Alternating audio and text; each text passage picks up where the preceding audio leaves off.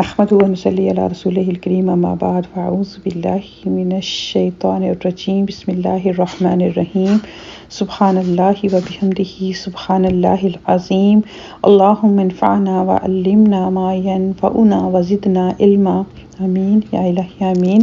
السلام علیکم ورحمۃ اللہ وبرکاتہ۔ امید کرتی ہوں کہ آپ سب خیریت سے ہوں گے۔ انشاءاللہ ہم اپنی بک کو کنٹینیو کرتے ہیں۔ جیسے کہ آپ جانتے ہیں کہ جو لاسٹ ہمارا ٹاپک تھا وہ نماز اور روزہ تھا، تو اسی سے ریلیٹڈ انشاءاللہ مزید جیسے ہم عبادات کے بارے میں پڑھ رہے ہیں، تو آج کا جو ٹاپک ہے وہ ہے زکوٰۃ۔ تو شروع کرتے ہیں۔ زکوٰۃ سے مراد وہ متعین رقم ہے جو ایک مال والا انسان اپنے مال میں سے سال کے آخر میں نکالتا ہے۔ اس طرح وہ اپنے کمائے ہوئے مال کو پاک کر لیتا ہے، یعنی کہ تزکیہ کر لیتا ہے۔ ایک حصے کو اللہ کی راہ میں دے کر بقیہ حصے کو وہ اپنے لیے جائز طور پر قابل استعمال بنا لیتا ہے۔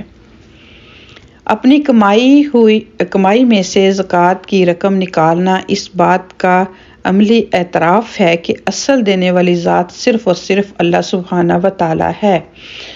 تو جب اللہ سبحانہ و تعالیٰ ہی سب کو عطا فرماتے ہیں تو بندے کو بھی چاہیے کہ اس کے دیے ہوئے مال میں سے اس کی راہ میں خرچ کرے۔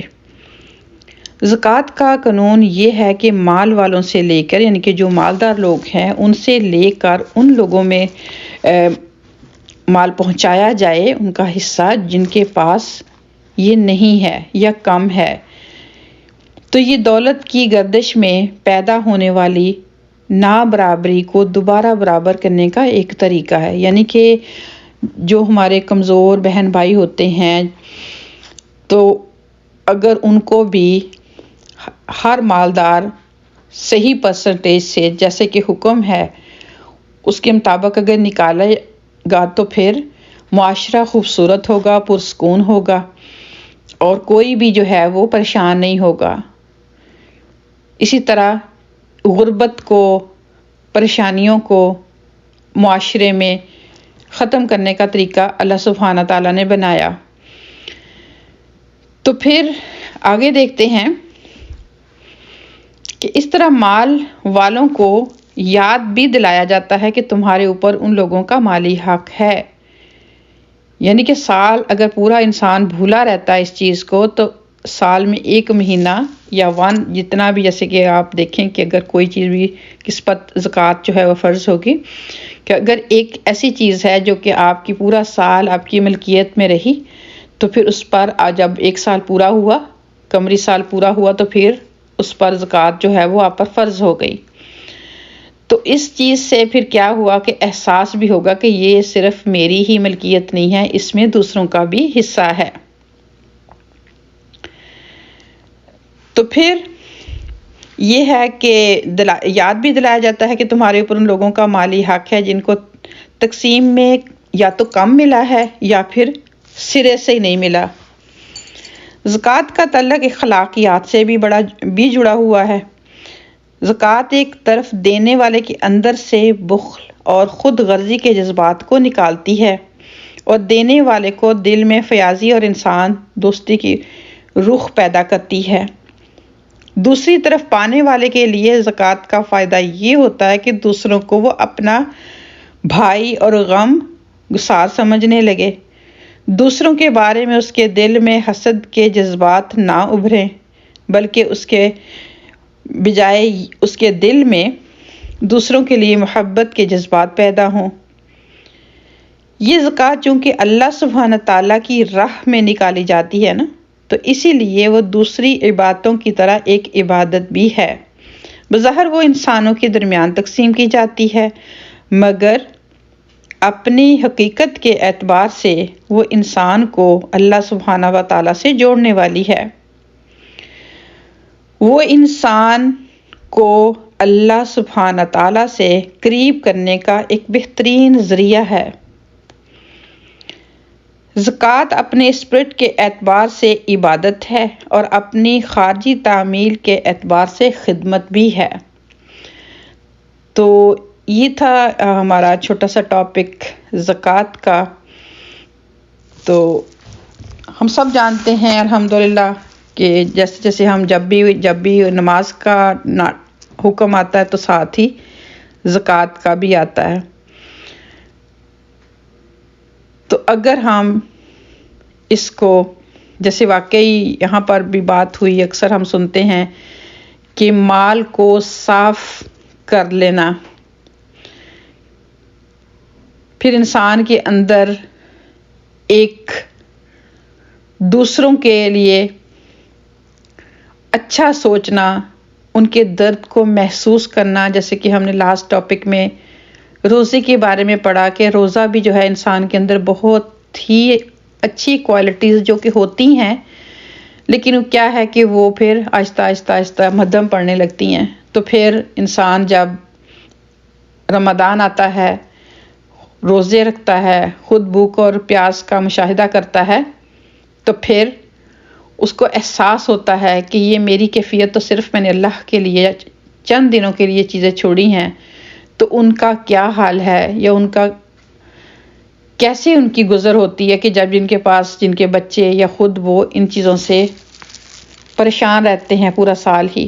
تو پھر انسان کے اندر خرچ کرنے کا ان کے اوپر جذبہ جو ہے وہ پیدا ہوتا ہے، صحیح فیلنگ آتی ہے.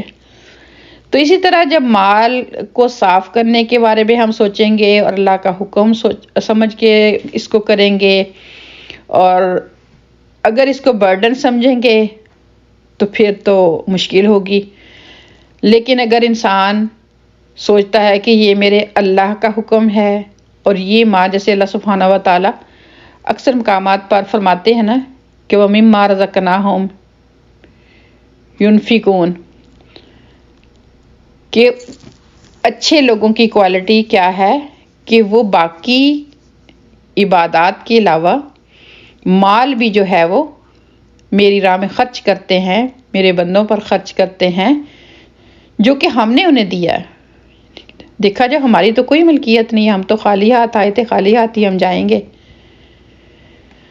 تو اگر اپنے ہاتھوں سے اس کو ہم کریں گے اور اچھے سے کریں گے تو پھر اس دنیا کے فوائد بھی ہم نے آج دیکھے کہ یہاں بھی خوشحالی ہوگی، محبتیں ہوں گی، اور پھر آخرت میں تو پھر دینے والوں کا اجر پھر بھی ہوگا اور نہ دینے والوں کی سزا بھی.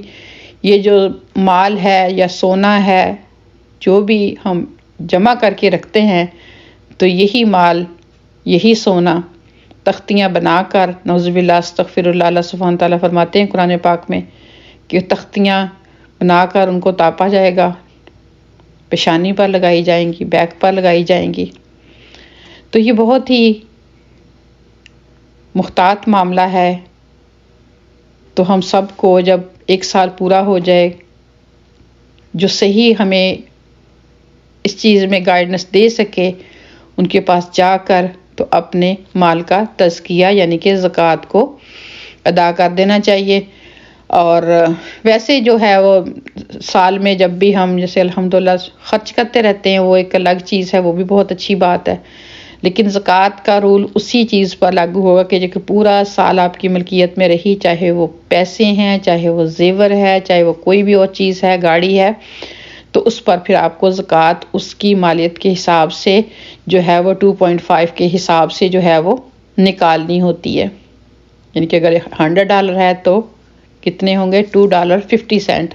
تو اسی طرح پھر آپ اس کی اگر 1000 آپ کے پاس پورا سال پڑا رہا تو پھر کتنے اس پر ہوں گے؟ 25. تو اسی طرح پھر کیلکولیٹ کرتے رہیں 2.5 کے حساب سے، پھر باقی چیزیں ملا. کیسے میں کوئی اللہ معاف کرے کہ مفتی نہیں ہوں، مسئلے نہیں میں بتا سکتی اس طرح کہ میرا علم جو ہے وہ بہت محدود ہے. یہ تھوڑا سا میں نے ویسے آپ لوگوں کو آئیڈیا دیا. اس طرح زیور ہے وہ بھی آپ لے کے جائیں، اس کا ویٹ کروائیں، پھر جو بھی ہے اس کی قیمت کے حساب سے آپ اس کی زکوٰۃ جو ہے وہ دے سکتے ہیں. تو انہی چند باتوں کے ساتھ میں اجازت چاہوں گی. اپنا سب بہت خیال رکھیے گا. تو نیکسٹ ٹاپک میں ملاقات ہوتی ہے. السلام علیکم ورحمۃ اللہ وبرکاتہ.